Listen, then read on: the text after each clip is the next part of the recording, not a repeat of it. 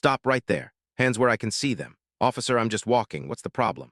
The problem is you're in a restricted area. What are you doing here? This is a public park. I come here every morning, not this section. This is a residential area. You don't belong here. I live 2 blocks from here. I'm a resident. Yeah, prove it. Let me see some ID. Of course, my wallet's in my pocket. I'm reaching for it slowly. Don't make any sudden moves. I'm a retired Marine. Colonel, 22 years of service. Here's my military ID and my driver's license. I don't care if you're the Secretary of Defense. You fit the description of someone we're looking for. What description? Suspicious person. Black male, this neighborhood. That's not a description. That's racial profiling. It's called doing my job. Turn around. Hands behind your back. You're arresting me for walking. I said turn around. Officer Brandon Mitchell had been with the Westlake Police Department for 7 years when he handcuffed a man on a morning walk and destroyed his career. He was 31 years old, experienced enough to understand the difference between public safety and prejudice, but apparently convinced that his suspicions about who belonged in affluent neighborhoods were more important than civil rights. One Tuesday morning in a suburban Denver park, he saw a black man walking a trail through a predominantly white residential area and decided something wasn't right. The man was Colonel James Whitaker, a retired Marine Corps officer with 22 years of distinguished service, walking his regular morning route 2 blocks from the house he'd owned for 8 years. What Mitchell did next, detaining Whitaker without probable cause, handcuffing him despite his military credentials, and holding him for 47 minutes while neighbors recorded the entire incident, would cost the city $7.3 million, end Mitchell's career, and expose a police department that had ignored 12 excessive force and racial profiling complaints in 5 years. Part 3, Victim Snapshot, Pre-CTA. A black man in his late 40s, Colonel James Whitaker, walked alone on a paved trail through Meadowbrook Park wearing running shoes, athletic pants, and a Marine Corps veteran sweatshirt. His house keys were in his pocket. His phone was clipped to his arm. No violation, no trespassing, no suspicious activity, just a retired military officer taking his daily morning walk through a park he'd used hundreds of times. But Officer Brandon Mitchell saw him through a filter so distorted by assumptions about who belongs in expensive neighborhoods that he couldn't imagine a black man as a legitimate resident. Before we continue, where are you watching from? If this is your first time here, please hit that subscribe button. Stories like these need to be shared, and your support helps us bring more truth to light. Meadowbrook Park sits in the heart of Westlake, Colorado, an affluent suburb 15 miles west of Denver.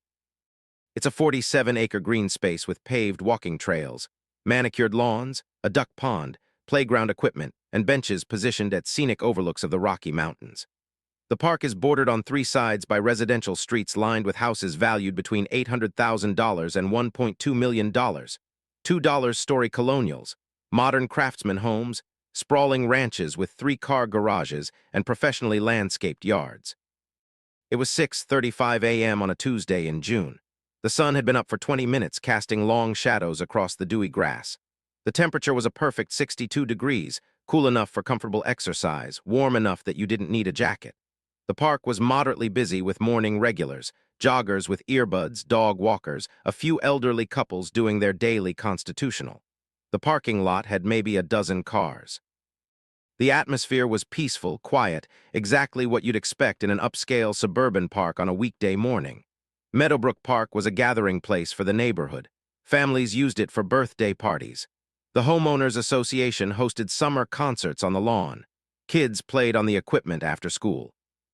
Morning walkers like Colonel Whitaker treated it as an extension of their front yards, a safe, familiar space they'd used so often they knew every curve of the trail, every bench, every tree. This was Westlake's crown jewel. The city spent $180,000 a year maintaining it. Property values in the adjacent neighborhoods commanded a premium specifically because of park access.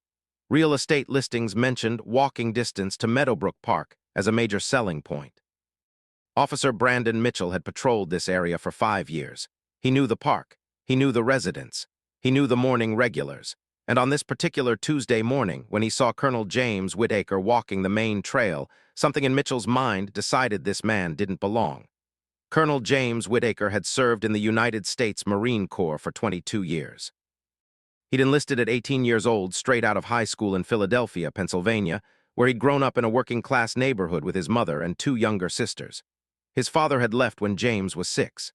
His mother worked 2 jobs, morning shift at a hospital cafeteria, evening shift cleaning offices, to keep the family housed and fed. James had been a good student, solid B average, played varsity football, stayed out of trouble. He could have gone to college on a partial athletic scholarship, but the family needed money immediately, not 4 years from now. The Marine Corps offered structure, purpose, and a paycheck. He signed the papers the day after his 18th birthday. Boot camp at Paris Island nearly broke him. He was 59 and 165 pounds when he arrived, not big for a football player. The drill instructors pushed harder than any coach ever had, but he finished. He graduated. He earned the Eagle, Globe, and Anchor. His first assignment was infantry, stationed at Camp Lejeune in North Carolina. He was 19 years old, learning weapon systems, tactical formations, leadership principles. His platoon sergeant saw something in him, focus, discipline, natural authority, and recommended him for the Marine Corps Enlisted Commissioning Education Program. Whitaker took college courses at night while working full-time. It took him 4 years to earn his bachelor's degree in criminal justice from the University of North Carolina. At 24 years old, he was commissioned as a second lieutenant. His mother attended the ceremony, crying through the entire event. His sisters wore their best dresses. Whitaker's platoon sergeant told him, "You're going to be a hell of an officer." He was right. Whitaker's career took him around the world. 2 deployments to Iraq during Operation Iraqi Freedom, first as a platoon commander in Fallujah, then as a company commander in Ramadi. 1 deployment to Afghanistan as a battalion operations officer in Helmand Province. Between deployments, he served stateside at Marine Corps Air Ground Combat Center 29 Palms in California, at Quantico in Virginia, and finally at Marine Corps Mountain Warfare Training Center in Bridgeport, California. He earned 2 Bronze Stars for valor in combat. He earned the Navy and Marine Corps Commendation Medal 3 times. He earned the Combat Action Ribbon, the Iraq Campaign Medal, the Afghanistan Campaign Medal, and a dozen other awards recognizing his 22 years of service. His fitness reports consistently rated him in the top 5% of officers at his rank. His commanding officers wrote evaluations describing him as an exceptional leader, tactically proficient, the officer you want commanding in crisis situations. At 40 years old, he was promoted to colonel, a rank achieved by fewer than 2% of Marine Corps officers. He commanded a regiment of 1,800 Marines. He was responsible for millions of dollars in equipment, complex training exercises, and the lives of the men and women under his authority. At 42 years old, after 22 years of service, Colonel James Whitaker retired from the Marine Corps. He'd given his entire adult life to his country. He'd missed his mother's funeral while deployed to Iraq. He'd missed his youngest sister's wedding while stationed in Afghanistan. He'd spent 22 years putting Marines first, mission first, country first. He retired with full pension, VA benefits, and a deep sense of satisfaction that he'd served with honor. After retirement, Whitaker had options. Defense contractors offered 6-figure consulting positions. Private security firms wanted his expertise, but Whitaker wanted something different. He wanted peace, routine, a place to settle. He'd spent 22 years moving every few years, living in temporary quarters, never planting roots. He wanted a home. He chose Westlake, Colorado. He'd visited Denver during a leadership conference 3 years before retirement and fallen in love with the mountains. He researched neighborhoods, visited properties, and bought a 3-bedroom ranch-style house on Oakmont Drive in Westlake for $875,000. He paid cash from his retirement savings and years of deployment pay he'd barely touched. He'd been living there for 8 years. He knew his neighbors. He served on the Homeowners Association board for 2 years. He volunteered at the local VA hospital, helping younger veterans navigate benefits and transition to civilian life. He took classes at the community college just for the enjoyment of learning. He dated occasionally, but never seriously. Too many years of service had made him comfortable with solitude. His daily routine was simple and consistent. Wake at 5:45 a.m., make coffee. Drink it while watching the sunrise from his back deck. At 6:15 a.m., lace up his running shoes and walk the 2.4-mile loop through Meadowbrook Park. He'd done this walk hundreds of times in sun, rain, snow, every season. The trail was muscle memory. He knew every turn, every bench, the best spot to see the mountains at sunrise. That Tuesday morning was no different. Whitaker woke at 5:45 a.m., made his coffee, watched the sunrise, and left his house at 6:15 a.m. for his walk. He wore dark gray athletic pants, running shoes, and his Marines veteran sweatshirt, navy blue with the eagle, globe, and anchor emblem across the chest. His keys were in his pocket. His phone was clipped to his armband, playing a podcast about World War II history. He entered Meadowbrook Park from the Oakmont Drive entrance. the same entrance he used every morning. He walked north on the main trail, past the playground, around the pond, through the section that curved along the residential streets.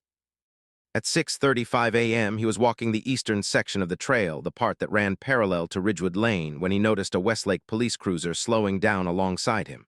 The officer inside was watching him, following him. Whitaker kept walking. He'd done nothing wrong. He had every right to be there. But Officer Brandon Mitchell had already decided otherwise. Officer Brandon Mitchell was 31 years old.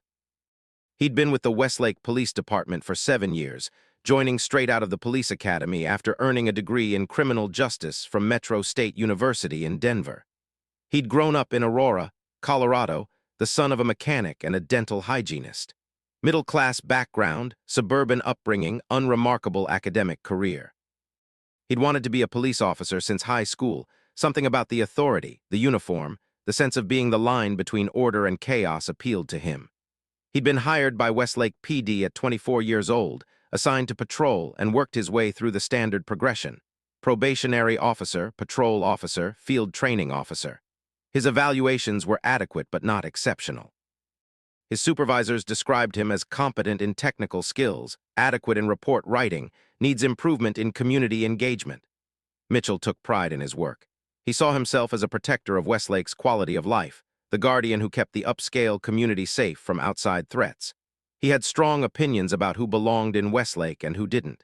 And in Mitchell's mind, belonging was determined by appearance, address, and assumptions.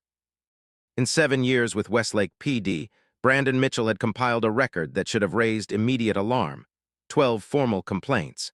8 involved allegations of excessive force during routine stops. 4 involved allegations of racial profiling, specifically targeting people of color in affluent neighborhoods without legitimate cause. A Hispanic landscaper working at a residential property was stopped and questioned about whether he had permission to be there, despite his work truck, company uniform, and the homeowner standing in the yard watching him work.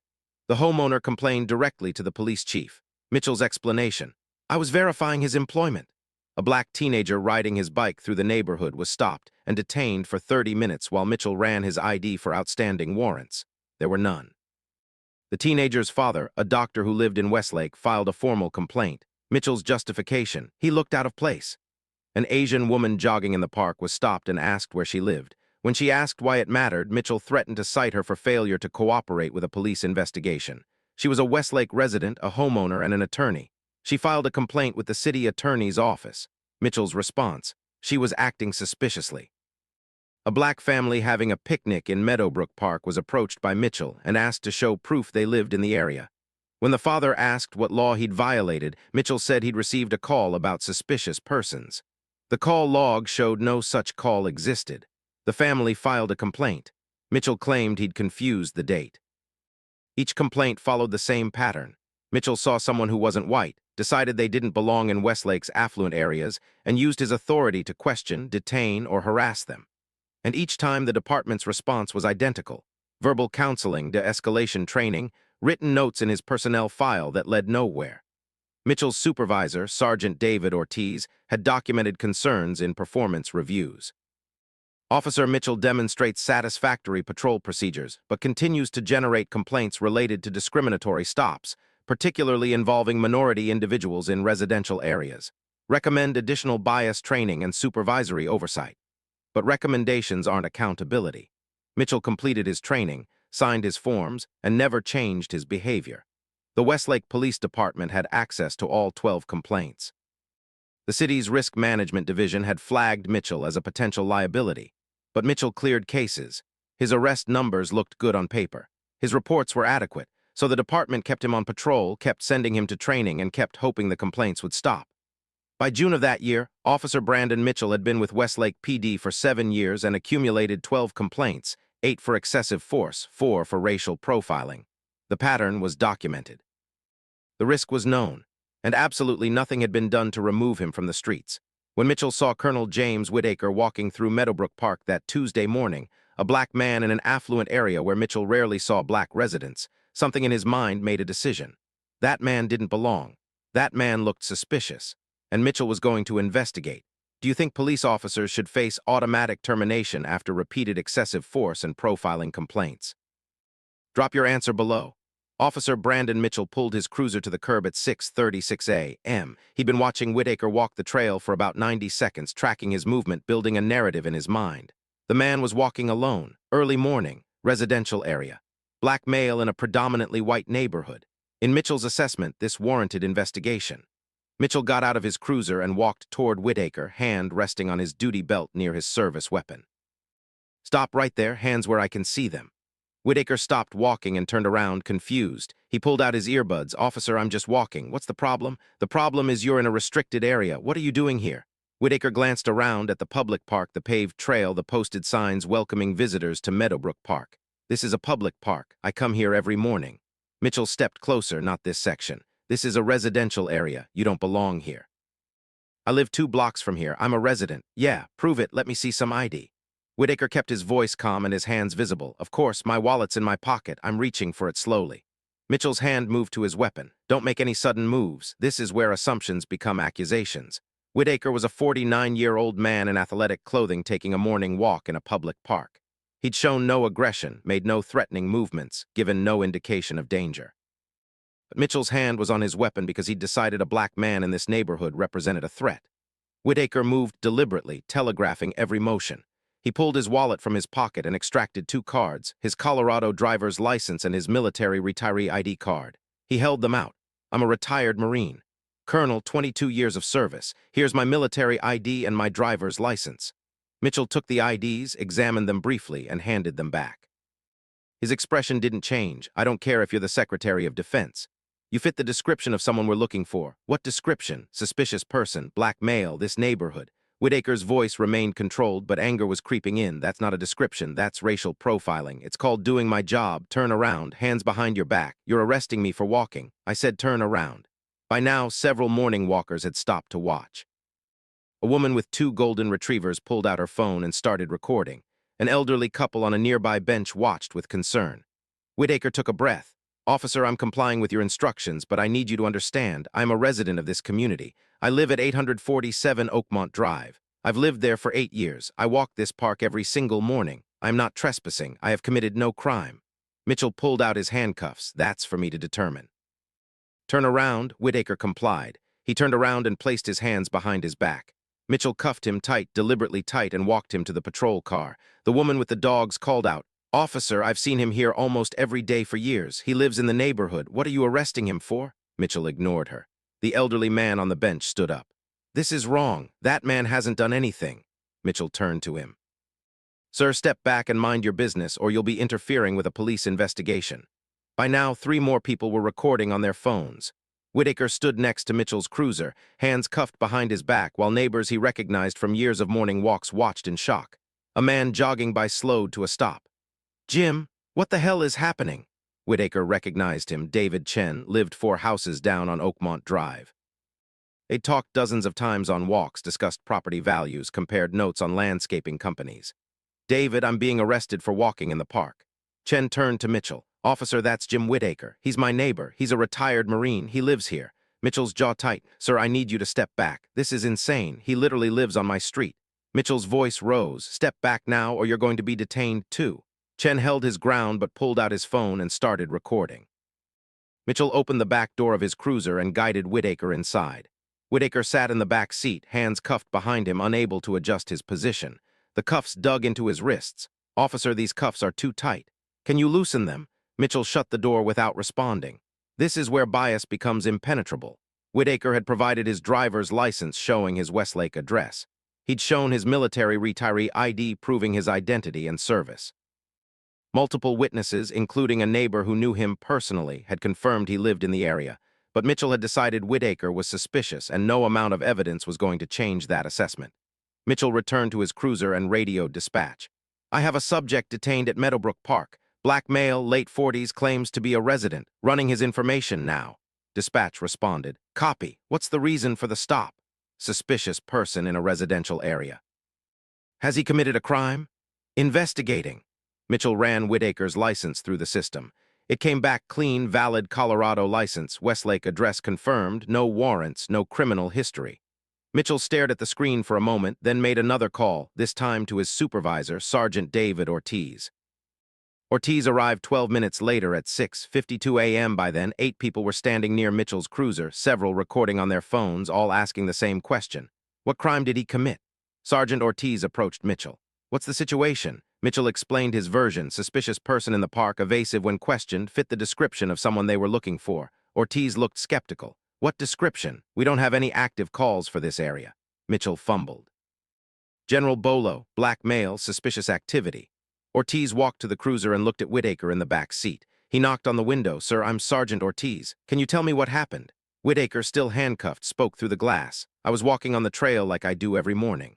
Officer Mitchell stopped me without cause, demanded my ID, ignored my driver's license and military ID showing I'm a local resident, and arrested me. I've committed no crime. Ortiz looked at the growing crowd of witnesses. David Chen stepped forward. Sergeant, I'm David Chen. I live at 875 Oakmont Drive. That's Colonel Jim Whitaker. He's my neighbor. He's a retired Marine. He walks this park every single day. Your officer is arresting him for being black in a white neighborhood. Ortiz's expression darkened. He turned to Mitchell.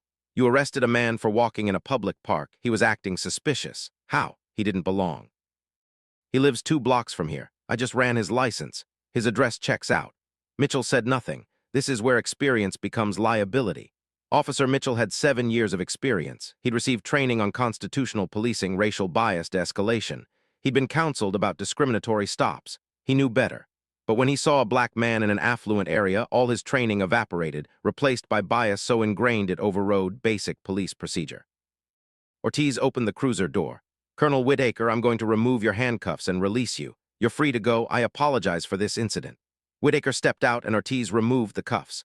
Whitaker rubbed his wrists, which showed red marks from the tight restraints. An apology doesn't undo what just happened. I was handcuffed and detained for 16 minutes for walking in my own neighborhood. I understand, sir. This shouldn't have happened. You're right. It shouldn't have. But it did. And I want to know what you're going to do about it. Should police officers who detain residents without probable cause face criminal charges? Let me know in the comments. Part 9. Intervention Rescue. Sergeant Ortiz turned to Officer Mitchell. Go back to the station. We'll discuss this there. Mitchell started to protest, but Ortiz cut him off. Now. Mitchell got in his cruiser and drove away, leaving Ortiz standing with Whitaker and 8 witnesses, all of whom were still recording. Ortiz addressed the crowd. Everyone who witnessed this, please provide your contact information. We'll need statements. David Chen spoke first. I'll give a statement. I've known Jim for 8 years. This was racial profiling, plain and simple. The woman with the golden retrievers stepped forward. I've seen Colonel Whitaker here almost every morning for years. That officer targeted him for no reason. One by one, witnesses provided their names and phone numbers. Ortiz wrote everything down. He turned to Whitaker. Colonel, I need to ask you some questions for the report. Are you willing to talk? Whitaker took a breath. Yes, because I want every detail documented. Over the next 15 minutes, Whitaker explained everything. His daily routine, his residence on Oakmont Drive, Mitchell's approach without cause, the demand for ID, the handcuffing despite providing identification, the detention in the cruiser. Ortiz listened, took notes, and looked increasingly uncomfortable. Sir, I'm going to be honest with you. This is a serious civil rights issue. You have grounds for a formal complaint, and I'd recommend you consider legal counsel. Whitaker looked at him directly. How many complaints has Officer Mitchell had? Ortiz hesitated. That's personnel information. Whitaker's voice sharpened. How many? Ortiz exhaled. 12 over 7 years, 12 complaints, and he's still on the street. He's been through training. Whitaker shook his head. Training doesn't fix bias. Accountability does, and your department clearly doesn't believe in accountability. David Chen, still standing nearby, spoke up. Jim, my wife's a civil rights attorney. Let me give you her number. Whitaker nodded. I'd appreciate that. The elderly couple from the bench approached. We've been coming to this park for 30 years. We've never seen anything like this. That officer should be fired. Ortiz didn't disagree. He looked at Whitaker. Colonel, I can't undo what happened. But I can promise you this will be investigated thoroughly. Whitaker's voice was calm but firm. With respect, Sergeant, I don't trust promises anymore. I trust documentation, witnesses, and lawyers. I'll be filing a formal complaint, and I'll be pursuing legal action. Ortiz nodded slowly. That's your right, sir. Whitaker looked around at the witnesses, neighbors, strangers, people who'd stopped their morning routines to watch him be handcuffed for walking. He felt humiliated, angry, and exhausted. He'd spent 22 years defending this country. He'd led Marines in combat. He'd earned a rank held by fewer than 2% of officers, and he'd just been arrested for walking in a park 2 blocks from his own house. David Chen walked him home. They didn't talk much. What was there to say? When Whitaker got inside his house, he sat on his couch, still wearing his Marine sweatshirt, and called the number Chen had given him. An attorney named Sarah Chen answered on the second ring. Should military veterans receive enhanced protections from unlawful detention? Drop your answer. Within 4 hours, the videos were everywhere, multiple angles from different witnesses. Mitchell demanding ID, Whitaker calmly showing his credentials, neighbors confirming he lived there, Mitchell handcuffing him anyway. 16 minutes of a decorated military officer detained in handcuffs for walking in a public park. Retired Marine colonel handcuffed for walking in his own neighborhood. Decorated war veteran detained by police for being black in suburban park. 12 complaint officer arrests resident for morning walk. Hero who served 22 years treated like criminal for exercising. The outrage was immediate and overwhelming. Veterans organizations across the country issued statements condemning the detention. The Marine Corps League, the American Legion, and Iraq and Afghanistan Veterans of America all called for investigations. Active duty and retired service members flooded social media with photos of themselves in parks with the hashtag walking while serving. The Denver Post ran a front-page story with the headline, "When a Marine Corps Eagle Isn't Enough, Racial Profiling in Westlake." Local news stations ran the videos on continuous loop. National outlets picked up the story when they learned about Mitchell's 12 prior complaints. Officer Brandon Mitchell was placed on administrative leave pending investigation. Within 72 hours, he was terminated. The termination letter, later released during litigation, was damning.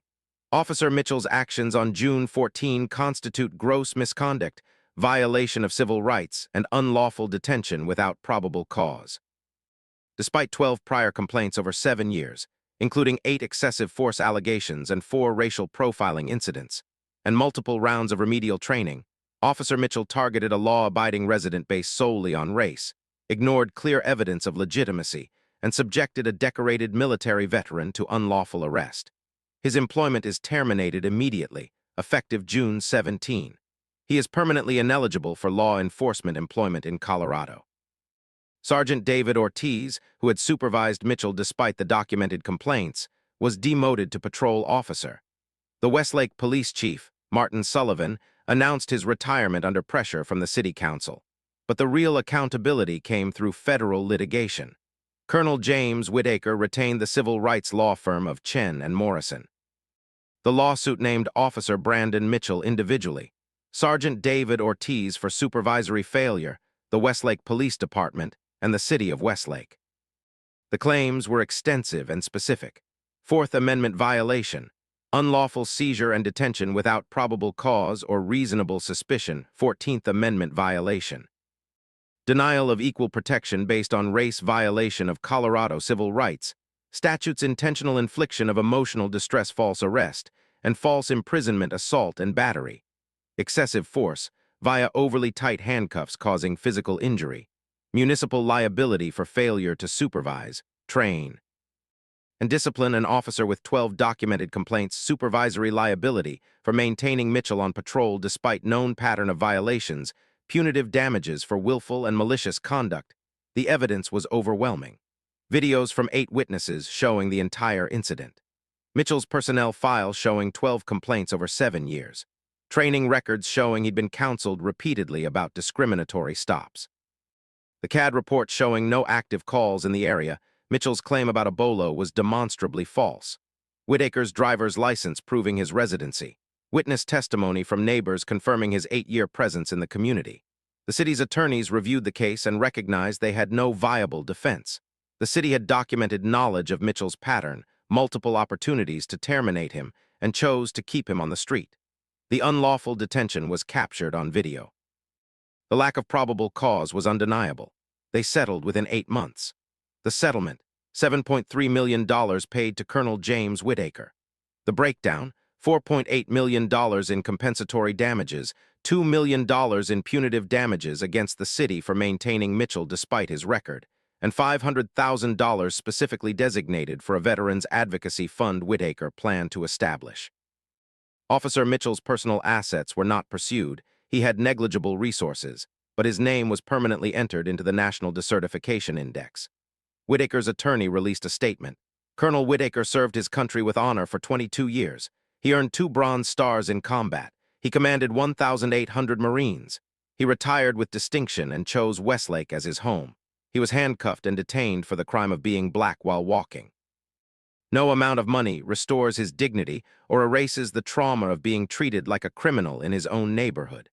This settlement represents accountability, but the real question is why Officer Mitchell was allowed to remain employed for 7 years despite 12 complaints. The city of Westlake implemented comprehensive reforms. Automatic termination for any officer with 3 sustained complaints of excessive force, or discrimination mandatory body cameras for all patrol officers with real-time supervisory. Review independent civilian oversight board with subpoena and investigative authority. Quarterly pattern analysis of all stops. With racial disparity reporting new training protocols emphasizing constitutional policing, and implicit bias public posting of officer complaint histories settlement, fund disclosure requirements. All civil rights settlements over $100,000 made public mandatory notification to the state attorney general for any officer with 2 or more civil rights. Complaints. The reforms became known as the Whitaker Protocols and were eventually adopted by 17 other Colorado municipalities. Brandon Mitchell, now 32 years old, unemployed and permanently barred from law enforcement work in Colorado, gave one interview to a local station. "I made a terrible error in judgment. I let my biases cloud my duty. I'm sorry for the harm I caused." The apology meant nothing to Colonel Whitaker, who declined to respond. Should cities be required to disclose officer complaint histories publicly? Let me know in the comments. 9 months after the incident, Colonel James Whitaker testified before the Colorado State Legislature during hearings on proposed law enforcement accountability legislation. His testimony was powerful, measured, and devastating. "My name is Colonel James Whitaker, United States Marine Corps, retired. I served for 22 years. I deployed to Iraq twice and Afghanistan once.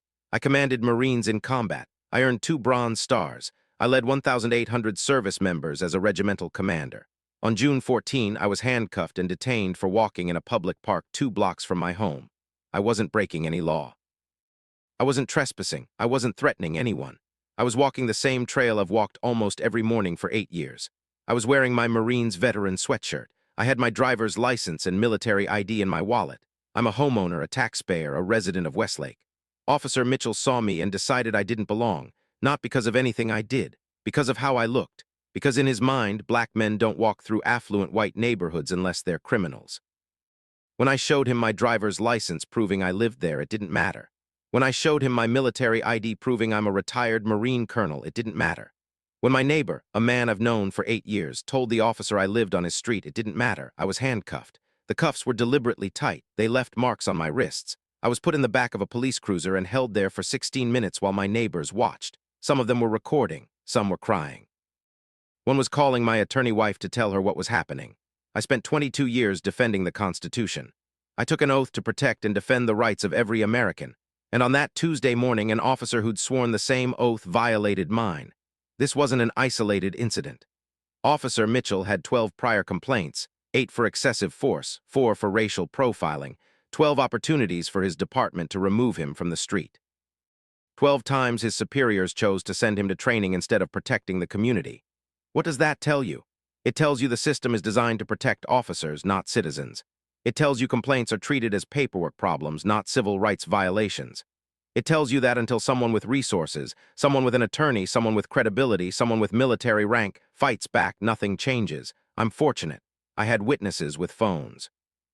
I had a neighbor who's an attorney. I had the education and resources to pursue justice. But what about everyone else? What about the people who don't have witnesses, don't have attorneys, don't have credibility that comes from military rank? They get handcuffed, detained, humiliated, and sent home with the message that they don't belong. No accountability, no justice. Just the knowledge that the system doesn't protect them. We need mandatory body cameras with real-time oversight. We need automatic termination after 2 sustained civil rights complaints. We need civilian oversight boards with real power. We need public complaint histories so communities know which officers have patterns of abuse. We need settlements to be public so taxpayers understand the cost of keeping bad officers employed. Most importantly, we need to stop treating bias as a training problem. You can't train someone to respect civil rights if they fundamentally don't believe certain people deserve them. I served 22 years. I earned my rank. I earned the right to walk in peace. But on June 14, none of that mattered because Officer Mitchell saw my skin color and decided I was a threat. If my credentials weren't enough, if 2 bronze stars and 22 years of service weren't enough, then what protects everyone else who doesn't wear those credentials? The legislative chamber was silent. Several legislators had tears in their eyes. The proposed legislation, requiring automatic termination after 2 sustained civil rights complaints and mandatory public disclosure of officer complaint histories, passed with bipartisan support 2 weeks later. Should law enforcement officers with documented bias patterns be permanently barred from policing? Drop your answer. His wasn't just about Officer Brandon Mitchell seeing a black man and deciding he didn't belong in an affluent neighborhood. This was about a system that allowed Mitchell to accumulate 12 complaints over 7 years without meaningful consequence. This was about a police department that documented the pattern, noted the risk, required the training, and then kept him on the street until a viral video made inaction too expensive. Colonel James Whitaker was walking in a public park.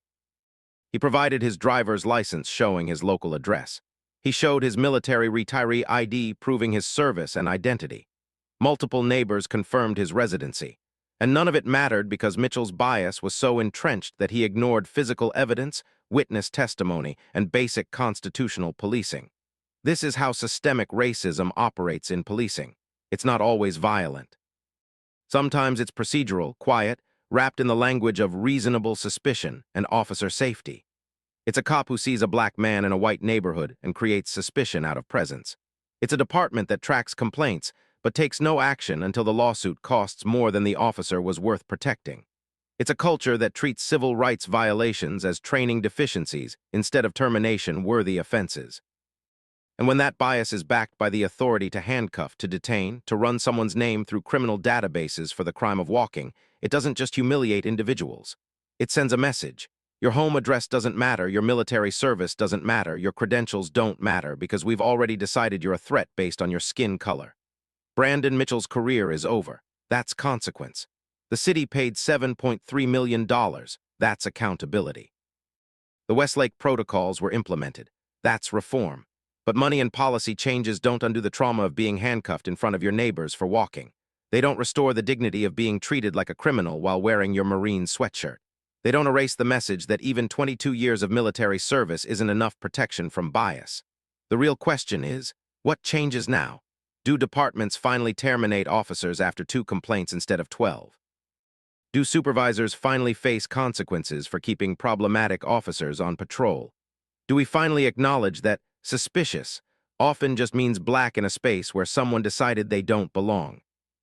Because if we don't fix the systems that kept Mitchell employed for 7 years despite 12 documented complaints, if we don't address the culture that taught him to see black residents as threats instead of neighbors, then we're just waiting for the next officer, the next veteran, the next decorated service member who has to prove their right to walk in peace. Comment if you believe this should be federal law. Law enforcement officers with 2 sustained civil rights complaints face automatic permanent termination and national decertification. Departments that fail to act on documented patterns face mandatory federal oversight, loss of qualified immunity protections, and enhanced financial liability. Military veterans unlawfully detained receive triple damages. And if you think these stories need to be told, if you believe accountability starts with awareness and change starts with pressure, then hit that subscribe button because we're not stopping. We're going to keep exposing these patterns. We're going to keep demanding better.